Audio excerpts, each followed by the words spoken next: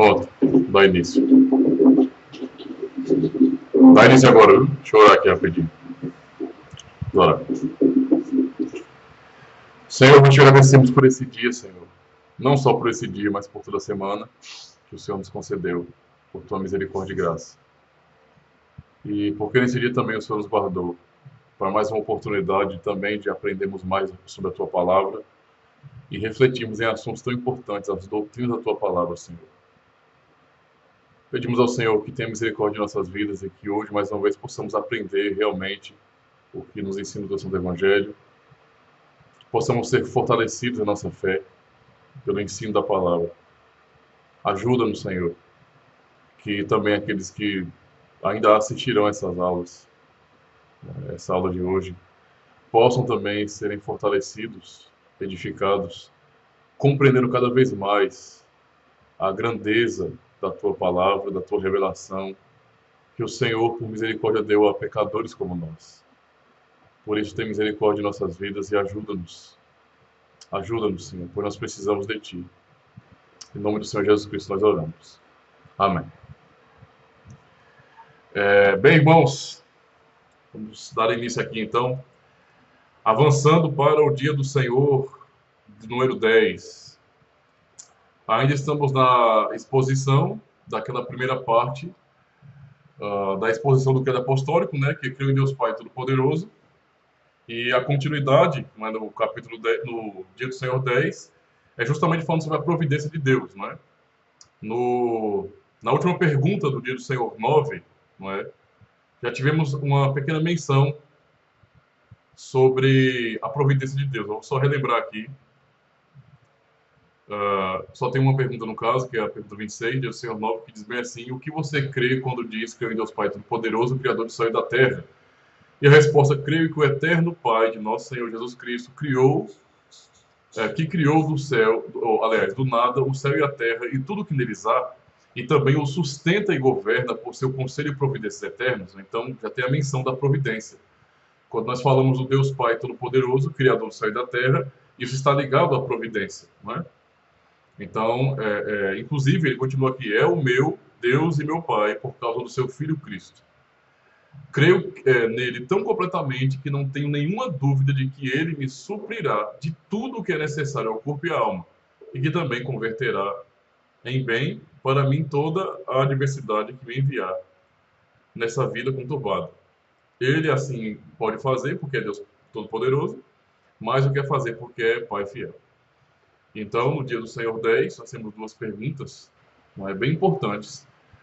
A primeira é a pergunta 27, que diz: o que você entende por providência de Deus? Eis uma pergunta muitíssimo importante para nós, não é?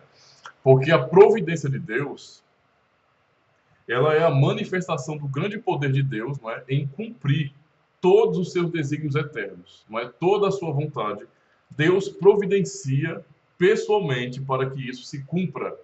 Então, só pensando na ideia de eleição, predestinação, a doutrina da salvação, nós nunca podemos compreender a salvação como uma doutrina impessoal, como algo que simplesmente foi decretado, mas é algo mecânico, não é?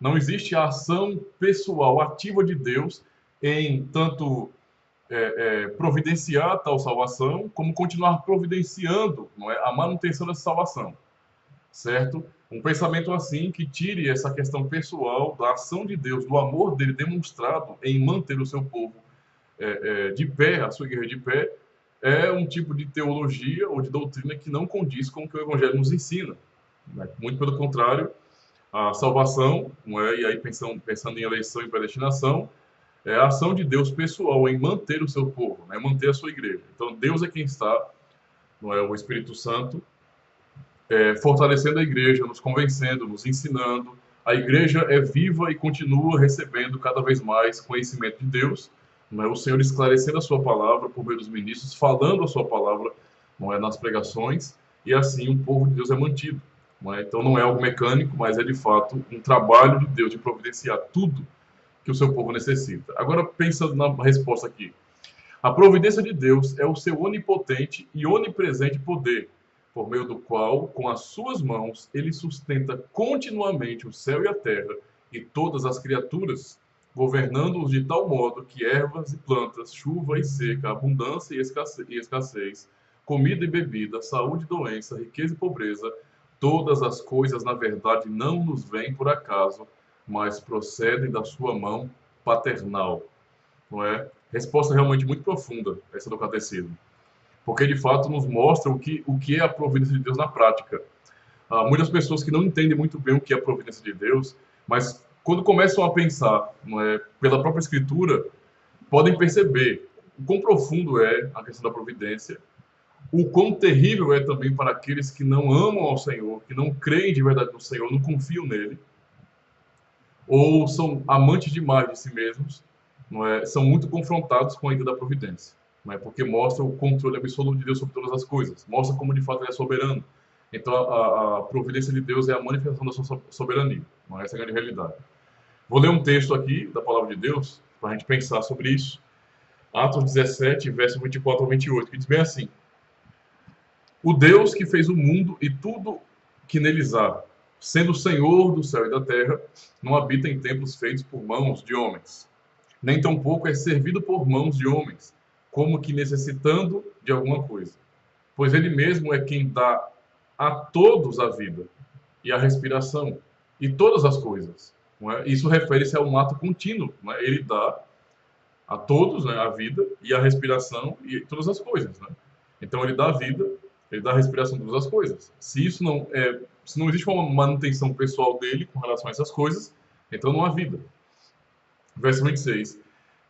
E de um só sangue fez toda a geração dos homens para habitar sobre toda a face da terra, determinando os tempos já dantes ordenados e os limites da sua habitação, para que buscassem ao Senhor, se porventura tateando, o pudessem achar, ainda que não está longe de cada um de nós.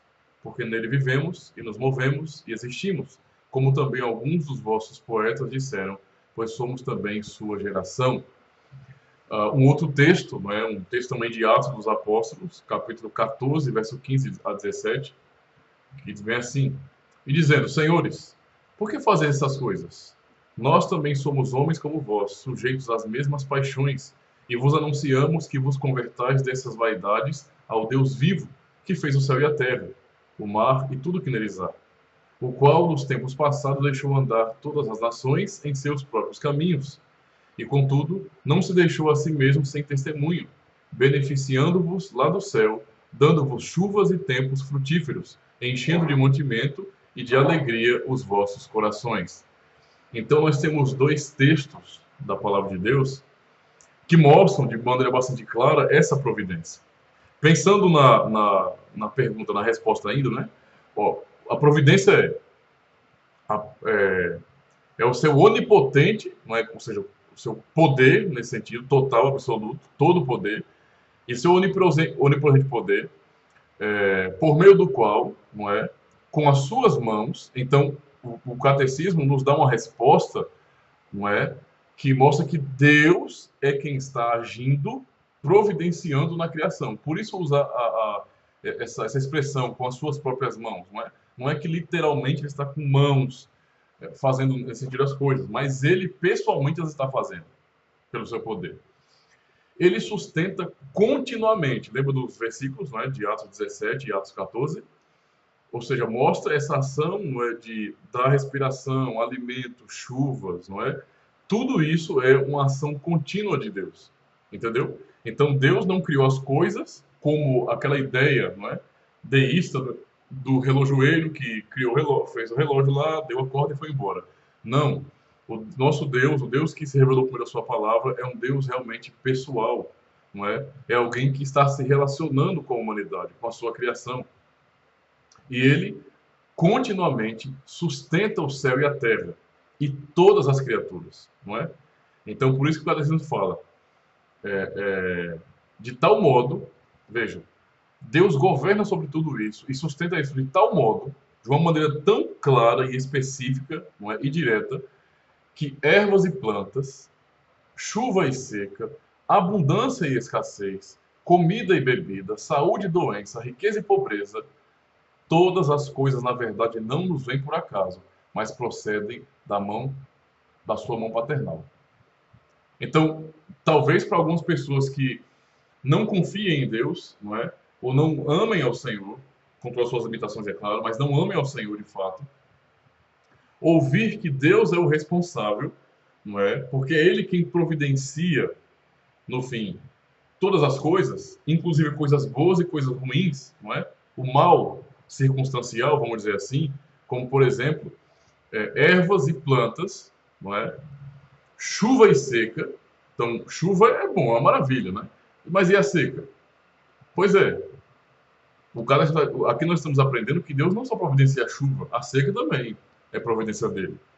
A abundância e escassez, se temos bastante, não é? Isso é de Deus. É Deus quem providencia. Mas se há também escassez, se falta, ele não está longe disso aí. Não é? Ele não virou as costas para que faltasse, certo? Comida e bebida se tem, saúde e doença, não é? Riqueza e pobreza, todas as coisas, na verdade, não nos vêm por acaso. Então, essa compreensão da soberania de Deus, não é? Em atuar com sua providência, nos mostra, não é? De maneira bastante limitada para nós, é claro, mas o grande poder de Deus em governar todas as coisas. Então, isso nos leva à reflexão de que nada nesse mundo acontece, irmãos, não é? Por acaso. Esse negócio de acaso, tanto acaso como destino, para nós cristãos reformados, não tem o menor sentido, não é? O destino, porque o destino é algo impessoal, certo? Não existe propósito no destino, entendeu? O destino é algo impessoal. Então, não é isso que a Escritura ensina. Não é? A predestinação que a Escritura ensina não é, é algo que é decretado por um Deus, um ser pessoal que ama pessoas, não é? E que as elege para esse fim em Cristo. Não é? E o acaso é você também atribuir, nesse sentido, a sorte. E não é isso que nós, como cristãos, devemos acreditar. De fato, então, nós temos que entender que tudo que acontece em nossas vidas, não é? No universo inteiro, é a providência de Deus. Não é? Por que isso é importante para nós? Porque, para algumas pessoas, até de cultura cristã, vamos dizer assim, é mais fácil, porque é menos ofensivo ao ego delas, pensar em uma dualidade na vida, onde você tem um Deus que é bom, não é? E esse Deus só providencia coisas boas, não é? Ele é o Deus que sempre dá comida, sempre dá chuva, sempre dá alegria, mas tudo aquilo que, ao contrário, é negativo, não pode ser atribuído a esse Deus. Não é? Então, quando se fala de seca, é o diabo, fome é o diabo, lutas, dificuldades é o diabo. Percebe? E com isso as pessoas acabam equiparando Deus e o diabo. Parece mais o filme Constantino, né? Onde Deus e o diabo são equivalentes praticamente ali. Não é? O diabo é inimigo de Deus quase que à sua altura, vamos dizer assim. Não é? E os homens são apenas bonequinhos que sofrem desse grande jogo de xadrez que é a vida. Isso é uma visão muito tola. O que a fé, o que a palavra do Senhor nos ensina é algo completamente diferente, não é? É algo que pode aterrorizar em alguns aspectos, porque você pensar na soberania de Deus absoluta em providenciar todas as coisas, é imaginar que não só os dias alegres foi Ele que providenciou, não só a fartura que você tem em sua casa, como o alimento diário que Ele providenciou, mas também quando faltar. Quando também houver um motivo de choro, de tristeza, quando formos derrotados. Tudo isso, percebe, vem da mão de Deus, não é? Isso é importante para nós. Há um texto da palavra de Deus que diz isso, com todas as letras, só que muitas pessoas acabam não entendendo, não é? Não entendendo e, por isso, acabam criando um conceito muito errado sobre Deus. Eu vou ler esse texto, é o texto que todo mundo conhece de cor e salteado, né? As pessoas falam aos montes sobre esse texto e não param para pensar no contexto e no que Paulo está dizendo ali. Romanos 8, e verso 28, nós temos um dos versículos mais distorcidos da Escritura, que fala: e sabemos que todas as coisas contribuem juntamente para o bem daqueles que amam a Deus, daqueles que são chamados segundo o seu propósito. Para entender isso aqui, irmãos, lembrar do que vem antes. Né? Verso 18 em diante, nós vamos ver tribulação. Então veja, porque para mim tem um por certo, ele começa no verso 18, primeiro falando dessa glória, não é? Para mim tem um por certo que as aflições, está falando de aflição, dificuldade, deste tempo presente, não são para comparar com a glória que em nós há de ser revelada. Então não há na Escritura a negação da aflição, né? E aí fala, porque a ardente expectação da criatura espera a manifestação dos filhos de Deus. porque a criação ficou sujeita à vaidade, não por sua própria vontade, por sua vontade, mas por causa do que a sujeitou, na esperança de que também a mesma criatura será libertada da servidão da corrupção, para a liberdade da glória dos filhos de Deus. Porque sabemos que toda a criação geme e está juntamente com dores de parto até agora. E não só ela, mas nós mesmos que temos as primícias do Espírito, também gememos em nós mesmos, esperando a adoção, a saber, a redenção do nosso corpo. Então veja, aí fala sobre isso e ainda fala sobre o trabalho do Espírito Santo em nos ajudar, no versículo 26, em nossas fraquezas. Veja, então há todo um contexto onde nós aprendemos sobre sofrimento, né? Então, dor, sofrimento, e Deus não está longe de nós numa hora como essa, não é? E então Paulo vai dizer no verso 28 que nós sabemos, é a compreensão do cristão ali, fala, sabemos que todas as coisas contribuem, não é, juntamente para o bem daqueles que amam a Deus, daqueles que são chamados segundo o seu propósito. Ou seja, Paulo fala isso depois de falar sobre sofrimento, tanto sobre a glória do porvir como do sofrimento presente, não é? Então isso é admitir que de fato tudo que nós temos vem das mãos do Senhor. Não existe outro, não é? Não existe outro que possa determinar nada em nossa vida, somente Deus, não é? O diabo, então, ele passa muito longe, ele é apenas uma mera criatura. E nós não podemos, então, ficar nutrindo essa expectativa negativa, não é? De não aceitar Deus como ele se revela. Ele é esse Deus soberano, não é? Que manda tudo, ok? Isso para quem não confia em Deus, para quem tem muita dificuldade com o próprio ego, e todos nós temos, então em algum momento vamos ser confrontados com isso, mas para quem está de fato muito apegado, não é, ao seu próprio eu, essa palavra é de fato, essa verdade é de fato muito confrontante, né?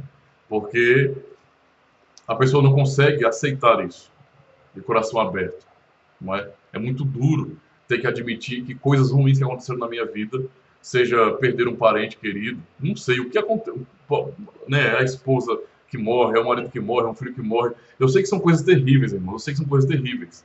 E nós temos que pensar nisso com tristeza mesmo, porque machuca, não é? É um mal que nós vivemos aqui hoje, que infelizmente faz parte desse mundo, percebe? Dessa era nossa caída. Todavia, um cristão verdadeiro, ele precisa buscar auxílio e consolo sempre na verdade, não é? Sempre confiar no Deus que o chamou. Nunca ficar tentando filosofar essas questões, não é? E acabar, por vez, negando que Deus, não é aquele que providencia todas as coisas. Jó tinha esse entendimento. Jó acabou respondendo para sua esposa: acaso receberíamos de Deus o bem e não o mal? Jó tinha essa consciência. Ele não blasfemou a Deus, contra Deus nesse sentido, porque ele reconheceu isso. Ora, como é que nós podemos simplesmente dizer que podemos receber o bem de Deus, não é? As coisas boas, não é? A prosperidade, a saúde, né? E não receber o que é mal? Não é receber aquilo que machuca. Não. Deus nos dá e ele fala tudo, não é? Tudo aquilo que coopera para o bem de nossa salvação, para nos manter no caminho. Então, o que Deus dá a nós, por mais que nos alegre ou nos faça chorar, é para nos manter no caminho. Ele sabe fazer isso de maneira perfeita, não é? Ele nos criou com essa nossa estrutura. Então, não adianta queremos tentar discutir com Deus usando a nossa psicologia, a nossa capacidade retórica, a nossa filosofia. Tudo isso é vão, é inútil. O fato é, ele sabe de tudo, conhece nossa estrutura e sabe exatamente o que nos dá, certo? Então, para o ímpio, ou para aquele que não confia em Deus de verdade, isso é uma coisa terrível, não é? Mas não é assim para quem crê. Hebreus, por exemplo, mais uma vez testificando sobre Deus sustentar tudo, não é? Vai dizer bem assim: havendo Deus antigamente falado muitas vezes e de muitas maneiras aos pais pelos profetas, a nós falou-nos nestes últimos dias pelo Filho, a quem constituiu herdeiro de tudo, por quem fez também o mundo. Então, falando da criação. Versículo 3, o qual, sendo o resplendor da sua glória e a expressa imagem da sua pessoa, e sustentando todas as coisas pela palavra do seu poder, havendo feito por si mesmo a purificação dos nossos pecados, assentou-se à destra da majestade nas alturas. Então veja que no versículo 3 ele vai mencionar, não é, que Deus sustenta todas as coisas pela palavra do seu poder. Isso é a grande realidade, então, não é? Então, imagine a providência de Deus dessa forma, como o próprio Cristo disse.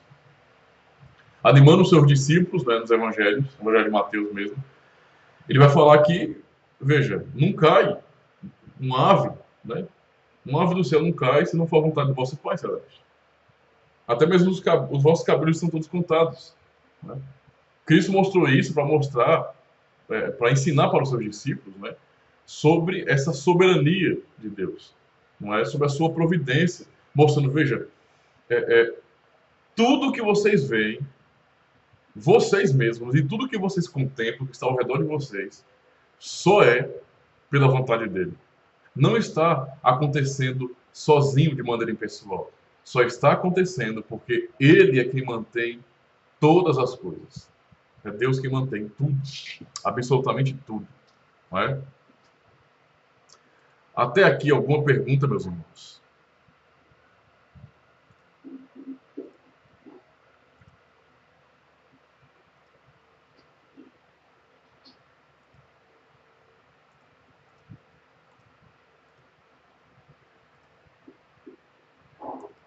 Tranquilo?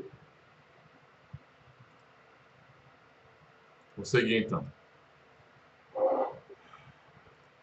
Apenas mencionando também aqui o Salmo 139, que nós também cantamos, né? Que olha o que o texto diz. Eu estou usando a tradução revista corrigida aqui, mas em algumas outras traduções, como aliás, a corrigida fiel que eu estou usando, a revista corrigida tem umas expressões um pouco diferentes, mas é a mesma coisa aqui. Vamos pensar nisso aqui. Ó. Verso 14 ao 16. Isso aí, ao 17. Isso aqui, esse texto aqui é para nos deixar, nos fazer entender o assombro do salmista, né? Em reconhecer essa glória de Deus. Veja, eu te louvarei, porque de um modo assombroso e tão maravilhoso fui feito. Maravilhosas são as tuas obras, e a minha alma o sabe muito bem. O salmista se estremece em sua própria alma, ele sabe disso. Verso 15. Os meus ossos não te foram encobertos, quando no oculto fui feito, e entretecido nas profundezas da terra. Os teus olhos viram o meu corpo ainda informe, e no teu livro todas estas coisas foram escritas, as quais em continuação foram formadas, quando nem ainda uma delas havia. Veja que poder, que glória. E ele vai concluir: e quão preciosos me são, ó Deus, os teus pensamentos, quão grandes são as somas deles. Então veja, o salmista aqui, que é Davi, expressa justamente isso. Não é? Como ele estava maravilhado, assombrado pela glória, pelo poder de Deus.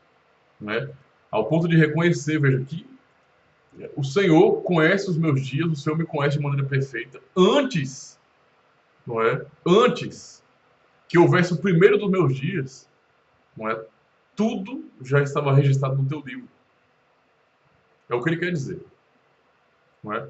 Ele está ali admitindo com assombro essa soberania, essa providência de Deus.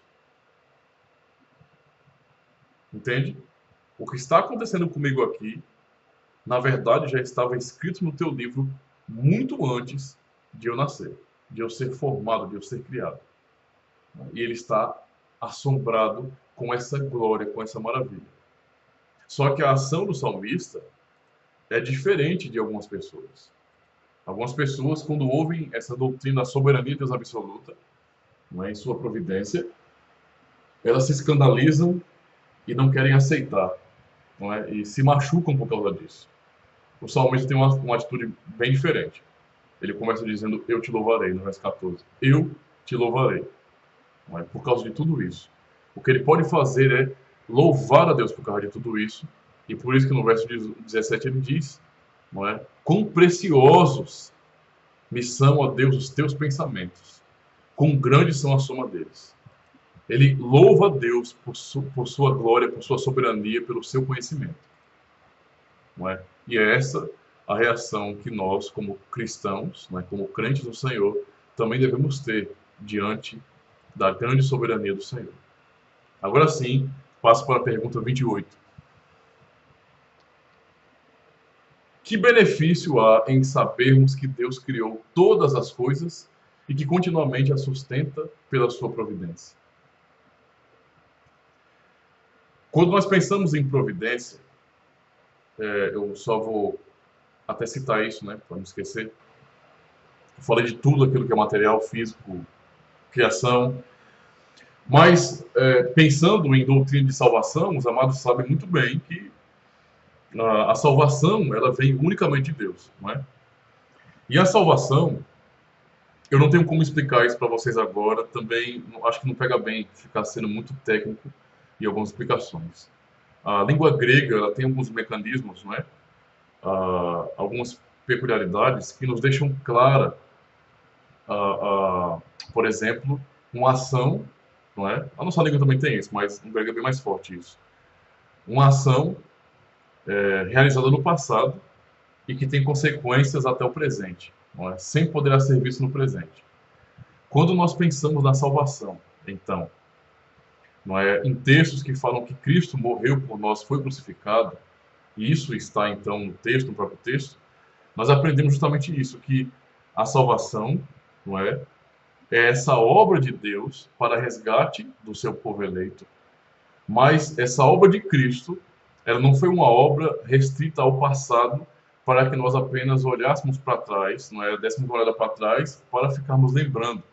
Nós lembramos, mas temos a convicção, pelo que o próprio texto diz, e a ideia da salvação diz, que a salvação foi um ato realizado no passado, mas ela alcança-nos hoje, não é? Ou seja, é algo que é contínuo, percebe? É um cuidado contínuo com o seu povo, não é? Então é uma salvação que foi realizada no passado e que está sendo manifesta hoje e que está sendo realizada hoje do mesmo jeito, não é? Ou seja, é Deus providenciando salvação para o seu povo, tanto em chamar pela pregação do evangelho, pelo evangelismo, pelas missões, como também em preservar na salvação, fazendo com que todas as coisas cooperem para o bem daqueles que amam a Deus, não é? Então Deus ele está ativamente cuidando da salvação do seu povo. Por que nós podemos ter a convicção de que chegaremos no final? Porque Deus está cuidando da nossa salvação. Se não fosse Ele, se fosse uma coisa impessoal, solta, não é, que não tivesse a ação dele em providenciar e o universo e a vida, a salvação fosse essa coisa impessoal, estaremos perdidos. É justamente porque Deus está cuidando disso que nós podemos confiar. E é justamente disso que se trata a pergunta e resposta 28. Que benefício há em sabermos que Deus criou todas as coisas, que continuamente a sustenta pela sua providência? Qual o benefício disso? Qual é a bênção, não é, para mim, em saber que Deus é soberano sobre tudo e que todos os cabelos da minha cabeça são contados e que não cai uma folha de uma árvore, não cai um ave, né, um pássaro, sem a vontade dele, não é? Tipo, todos os meus dias estavam escritos no livro de Deus antes dele me criar, sabe? E tudo que acontece ao meu redor é a manifestação do poder dele. Toda a terra está cheia da glória de Deus. No que isso me abençoa? Qual o benefício para mim? Não é? E a resposta: podemos ser pacientes na adversidade. Isso é um ponto maravilhoso. Não é? Nos leva, saber de tudo isso, não deve nos levar ao conflito, à raiva, à frustração, mas antes nos levar à paciência na adversidade. Então é na hora da dificuldade que eu tenho que lembrar de uma coisa: Deus é soberano e Ele opera com sua providência. A vontade dele se realizará. Isso tem que me ajudar a ser paciente. Primeiro porque é tirado da minha mão, né, a falsa ideia de que eu tenho controle, porque o controle é dele. Não é? Aí segundo, agradecidos na prosperidade. Então eu posso ser paciente na adversidade, sabendo que Deus está cuidando de mim e que Ele está me dando aquilo que eu preciso, mesmo que eu não saiba disso, não é? Então isso é uma coisa que vai me lapidar, e esse lapidar dói, não é? Porque Ele está me moldando a imagem de Cristo. Isso vai doer realmente, são dificuldades na vida. Mas também, quando esse quadro mudar, por sua providência mesmo, podemos ser agradecidos à prosperidade. Por quê? Porque reconhecendo que Ele é soberano e cuida do seu povo, não é? E providencia aquilo que é necessário para a nossa vida, não é? Eu sei muito bem de onde vem tudo. Não é? Então eu sei que Ele está agindo na minha aflição, como Ele está me abençoando também. me dando força e me conduzindo a vencer a aflição. E quando a prosperidade vem, eu posso louvar a Deus, eu posso glorificar o Senhor, eu posso agradecê-lo de todo o coração, com sinceridade. E diz mais ainda na resposta, e podemos, quanto ao futuro, então veja, eu tanto posso aprender a ter paciência na adversidade, ser agradecido, ser grato na prosperidade, e posso quanto ao futuro. Então, estou pensando no futuro. Ou seja, saber da soberania absoluta de Deus, da sua providência, me dá conforto quanto ao futuro. Do que as pessoas têm medo hoje? As pessoas têm medo muito do amanhã. Não é? Todo mundo está lutando de alguma forma porque não quer perder, não quer ser derrotado. E muitas pessoas ficam aí, não é, caindo em depressão. Mas nós somos sujeitos a isso, somos fracos mesmo. Somos carne, somos fracos. Mas muitas pessoas estão se entregando a isso porque elas estão ansiosas, porque não conseguem confiar que amanhã, não é, tudo vai se resolver. Não, não consegue entender isso aí. Não consegue entender que vai ficar bem as coisas. A impressão que tem é que de hoje para amanhã o mundo acaba. Né? Amanhã o sol não vai nascer, o sol não vai brilhar. Entendeu? Nunca mais vai chover na terra.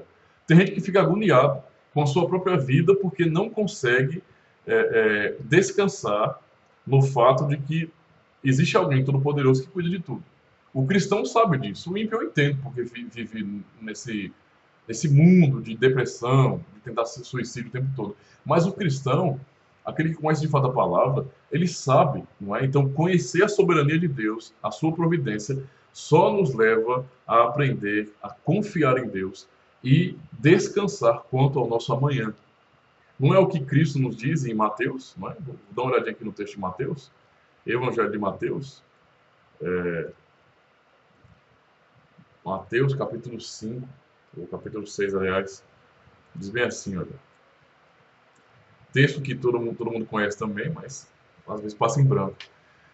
Veja. Verso 31 ao 34. Não andeis, pois, inquietos, dizendo que comeremos ou que beberemos, ou como nos vestiremos. Não é? Porque todas estas coisas os gentios procuram. De certo, vosso Pai Celestial bem sabe que necessitais de todas estas coisas, mas buscai primeiro o reino de Deus e a sua justiça, e todas estas coisas vos serão acrescentadas. Não vos inquieteis, pois, pelo dia de amanhã, porque o dia de amanhã cuidará de si mesmo. Basta cada dia o seu mal. Então veja, o que Cristo ensina aqui para os seus discípulos é justamente isso. Não é? Não tenham medo do amanhã. Eu sei que vocês não conhecem o futuro, porém, vocês não estão sós nesse mundo. Há um Deus que cuida de vocês. E se há um Deus soberano que providencia tudo, como ele já tinha dado vários exemplos, né? Os lírios do campo, as aves do céu, tudo isso que você vê, não é? Que vocês veem, é sustentado por Deus. Deus não sustentaria vocês, percebe? E então, nós aprendemos com a soberania de Deus e a sua providência nesse sentido, a confiar quanto ao nosso futuro. Né? Eu não preciso ficar agoniado. Como Jesus diz, qual de vocês, com toda a vossa preocupação, pode acrescentar um côvado à sua altura? O que você pode fazer com o seu medo, com a sua ansiedade? Nada. Então, o que você precisa aprender sobre a providência de Deus é que você pode confiar nele, porque o amanhã pertence a ele e ele providenciará o que for necessário para amanhã. É isso que ele está ensinando e é isso que a doutrina da providência nos ensina. Certo? Então, quanto ao futuro, confiar firmemente em nosso Deus e Pai fiel.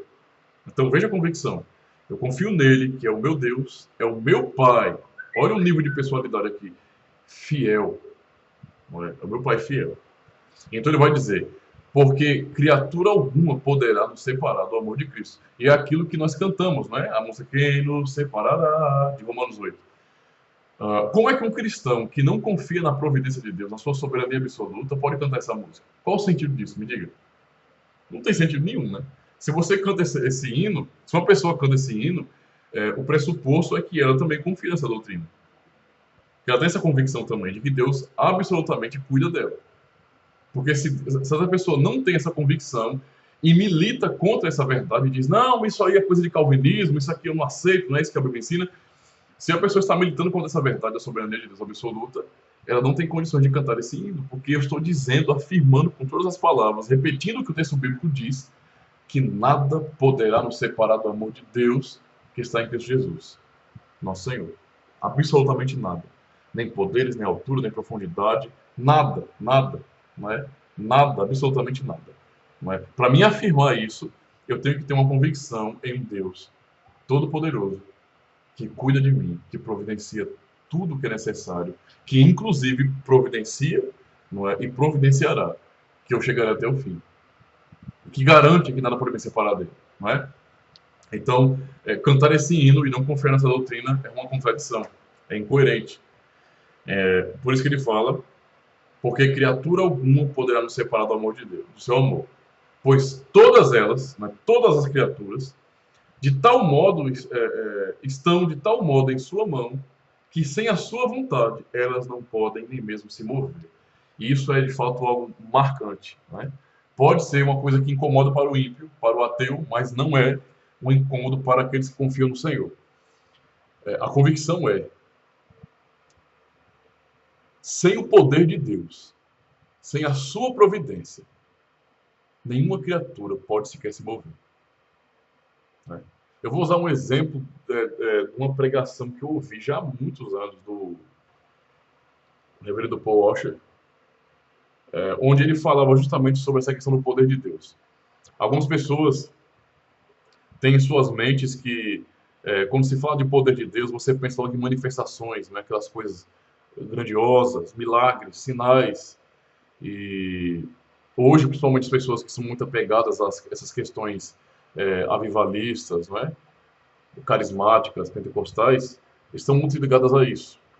Porsche, numa pregação, ele disse que vocês acham que vocês precisam do poder de Deus para certas coisas, né? Como dons, esse tipo de coisa? Na verdade, você precisa do poder de Deus para levantar da sua cama. Seu coração bate pelo poder de Deus. Seu cérebro funciona e administra bem o seu corpo pelo poder de Deus. Não é? Estou parafraseando aqui, mas para pegar a ideia dele, do que ele estava pregando. Ou seja, tudo, absolutamente tudo em você está funcionando por causa do poder dele. Então nós precisamos do poder dele para tudo. Nosso coração bate pelo poder de Deus. É a providência dele o nosso coração bater. Nada é impessoal neste mundo, irmãos. Nada. Deus está cuidando de tudo. Não é? Então a doutrina da perseverança, ou a doutrina da providência, perdoe, precisando dos 5 pontos do calvinismo aqui. A doutrina da providência, não é de fato uma doutrina consoladora para a igreja. Saber da eleição, da predestinação, da garantia eterna que ele nos dá, do cuidado pessoal que ele revela, tudo isso é para consolo da igreja. Não é? Nós temos onde nos apegar. Nós podemos nos agarrar com todas as nossas forças, não é? Com toda a nossa fé a essas verdades. Nós temos um consolo que nos ajuda a atravessar a lágrimas, a prantos, as noites escuras da alma, mas no outro dia saber que o sol vai nascer mais uma vez, que haverá alegria mais uma vez. Né? Por mais que haja dor, por mais que haja sofrimento, lutas terríveis, conflitos terríveis em nosso coração, ainda assim a providência só nos aponta para uma realidade. Deus que nos criou, cuida de nós, providencia, mantém tudo funcionando. Se há oxigênio, não é? Se o mundo continua do jeito que está, é por causa do cuidado dele. Não é nada acidental, não é acaso, não é destino. Tudo é o cuidado soberano de Deus. Não é? E isso é uma verdade que, por mais que o mundo não reconheça, a igreja recebeu revelação para isso. A igreja pode sim reconhecer. Então, eu vou finalizar aqui essa lição, porque eu tentei, como eu tinha até avisado antes, disse que ia tentar ser o mais pastoral possível, né? Não ser tanto técnico, não é o propósito da catequese ser assim. Então, ser o mais pastoral possível, é justamente porque o que nós precisamos aprender com tudo isso é aprender a confiar mais em Deus, né? Confiar no Senhor de verdade. Parar de ler esses textos que nós conhecemos dos evangelhos de uma perspectiva apenas do discurso e, de fato, crer nisso.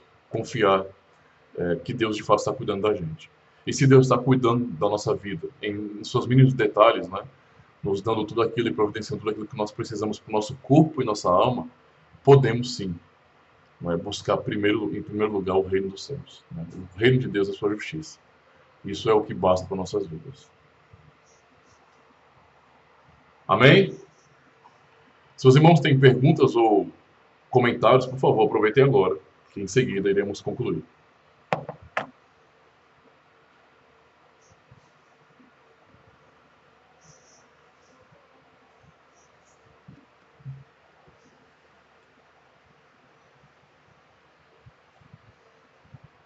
Então eu vou concluir, certo? Muito bem. Bem, concluo dizendo, irmãos, que quando pensamos então na doutrina anexada à questão da providência, da eleição, as doutrinas da graça, né? Eleição, predestinação, isso que é tão debatido, né? Nós temos que reconhecer uma coisa, que essas doutrinas têm um propósito: consolar a igreja.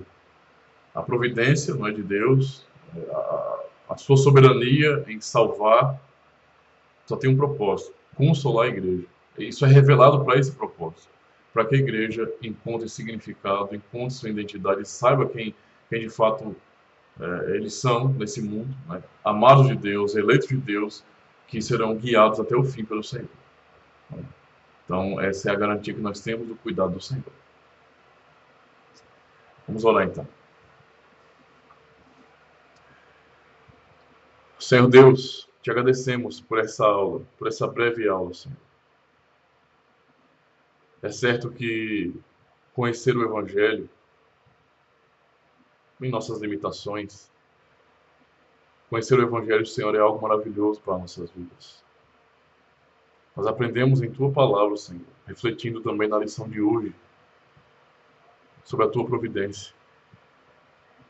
Que Tu és um Deus fiel, que desde os tempos remotos, os tempos passados, sempre cuidou do seu povo. Jamais abandonou a Tua igreja na história. Hoje, ó Deus, por Tua graça, também desfrutamos do mesmo cuidado. E apesar de sermos tão fracos e falhos, e de sermos tentados a olhar para o lado também e não reconhecer o Teu cuidado, a Tua soberania, ainda assim, o Senhor, por misericórdia, fala ao nosso coração, nos ensina os Teus caminhos e nos faz enxergar pelo Evangelho que o Senhor continua mostrando a Tua fidelidade, mantendo a Tua igreja de pé. Isso é o Teu cuidado, Senhor. É por causa do Teu cuidado, é por causa da Tua providência que estamos aqui. Eu não sou pastor, ou não estou pastoreando, ou fazendo o que faço, porque eu sou bom, porque eu sou muito capacitado. Na verdade, eu estou vivo por Tua graça, por Tua providência. Nenhum dos alunos aqui, nenhuma das pessoas da comunidade, ninguém faz o que faz, corre atrás dos sonhos, porque são pessoas fortes, boas, pessoas que merecem. Não. São pessoas frágeis, que podem acordar de manhã, ou podem ouvir uma aula como hoje, por causa da Tua misericórdia e providência. Se podemos trabalhar, casar, ter filhos, sonhos, correr atrás dos sonhos, se podemos planejar coisas, se podemos lutar e batalhar pela fé, se podemos nos reunir como igreja, se podemos ajudar nossos irmãos, brilhar no mundo, tudo isso vem das Tuas mãos. É o Teu cuidado, Senhor. Se podemos também chorar, nos entristecer, sentir também, Senhor, o gosto da derrota, é porque o Senhor, como Deus que nos ama, cuida de nós de uma maneira tão perfeita, que às vezes ultrapassa a nossa compreensão, mas nos dá aquilo que o Senhor sabe que nós precisamos. Exatamente o que nós precisamos. Essa é a razão por estarmos de pé e ainda te servindo. Teu cuidado. E é baseado nisso, Senhor, no que aprendemos hoje, que pedimos que o Senhor continue nos fortalecendo para cada vez mais confiarmos na Tua providência, na Tua soberania. E sermos fortalecidos e consolados na verdade de que nada poderá nos separar de Ti. Nada poderá nos separar do Teu amor. que sim, chegaremos ao novo céu e nova terra, porque Cristo vem nos buscar, e até que Ele venha, Teu Espírito Santo estará sobre nós, nos guiando, orando por nós, com gemidos inexprimíveis, nos fortalecendo, nos orientando pela pregação do Evangelho, nos usando também, tudo providenciando o bem do Teu povo, o bem da Tua igreja. E é por isso que nós te louvamos. Muito obrigado, Senhor. Em nome do Senhor Jesus Cristo. Amém. Amém. Meus irmãos, então está encerrada a nossa aula. Deus abençoe a vida de vocês, viu? Até o final de semana. Até amanhã. Boa noite, meus irmãos.